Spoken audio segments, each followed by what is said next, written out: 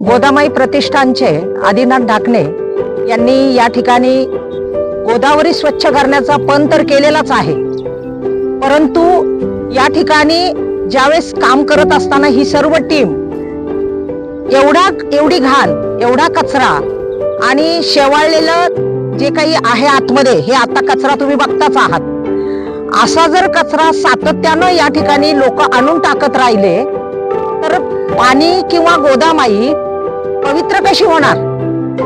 पाप धुण्यासाठी लोक गंगाबाईकडे येतात, तिथं आंघोळी करतात, स्नान संध्या करतात असं म्हणतो आपण, आणि तिलाच घाण करतो आपण. हे किती चुकीचं आहे. म्हणजे या बुरसटलेल्या कल्पना कुठेतरी बाजूला ठेवून लोकांनी जर या कामामध्ये सक्रिय झालं तर मला वाटतं आदिनाथ ढाकणेंची ही जी टीम आहे, या टीमला खूप काही प्रेरणा मिळेल आणि बळ येईल. कारण हे एकट्याचं काम नाहीये, अनेकांचे हात या कामासाठी लागावे अशी अपेक्षा आहे.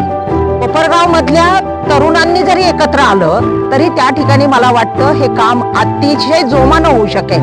कारण पाऊस पडणार आहे, गोदामाई स्वच्छ झालीच पाहिजे आणि ती स्वच्छ करण्याचं काम आपापल्या परीनं ही मुलं करत असतात. आदिनाथ ढाकणे तर करतातच, पण तुम्ही आपण सर्वांनी मिळून या ठिकाणी त्यांच्या या कामाला हातभार लावला पाहिजे असं मला वाटतं. आता या ठिकाणी आपण आपलं घर पवित्र ठेवतो, म्हणजे स्वच्छ ठेवतो, आपला परिसर स्वच्छ ठेवतो, पण आपण ज्याच्यावर आपलं जीवन अवलंबून आहे ते पाणी, ते जल, या ठिकाणी मात्र आपण अपवित्र करतोय, घाण करतोय.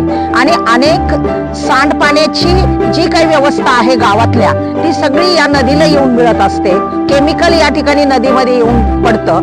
या सगळ्याचा परिणाम काय होतो आपल्याला माहिती आहे. जीवजंतू तर नष्ट होतातच, पण ही मानवजातच भविष्यामध्ये कदाचित नष्ट होणार आहे. आणि हा धोका जर आपल्याला टाळायचा असेल तर आत्तापासूनच आपण या ठिकाणी झाडं संवर्धन केले पाहिजे, ती लावली पाहिजे. कारण आता पावसाळा येतो आहे, ते तर काम हाती घेतलेलंच आहे. पण या ठिकाणी हा जो घाण कचरा बघताय तुम्ही, शेवाळलेलं प्लॅस्टिक, बाटल्या, कपडे, ते कपडे सुद्धा ते त्या ठिकाणी जाळत नाहीये, तसेच त्या पाण्यामध्ये टाकून जातात.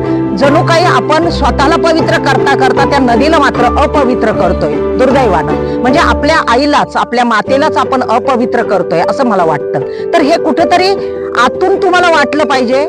आपल्या हृदयाची हाक असते ही, आणि त्या हृदयाच्या हाकेतनं या ठिकाणी आपण त्या पाण्याला कुठेतरी स्वच्छ करायचं ठरवलं तर होऊ शकेल.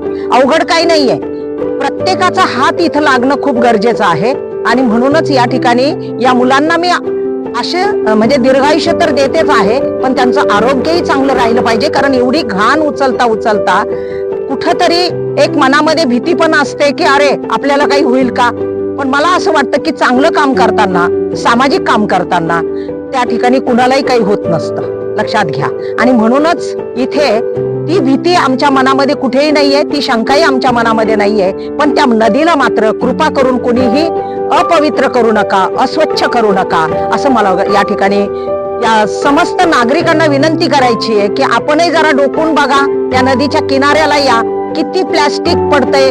दर आठवड्याला ही सर्व मंडळी एकत्र येत आहेत, दर शनिवारी इथे येतात सकाळी 7 वाजता, आणि जवळजवळ 1-1.5 तास त्या ठिकाणी हे काम चाललेलं असतं. आणि मग आपणही कुठेतरी येऊन करावं. नदीच्या किनाऱ्याला फिरायला येताय, तुम्ही व्यायाम करायला येताय, योगासनं करताय, सगळं करा, पण हे करता करता आपलं एक सामाजिक भान सुद्धा जपायला काही हरकत नाही असं मला वाटतं. या ठिकाणी या प्रतिष्ठानच्या वतीनं सर्वांना मी शुभेच्छा देते. हे काम सक्रिय राहणारच आहे, कोणी येवो अगर न येवो, पण हे काम ते सातत्यानं करत राहतील. या ठिकाणी मला बोलण्याची संधी दिली, धन्यवाद.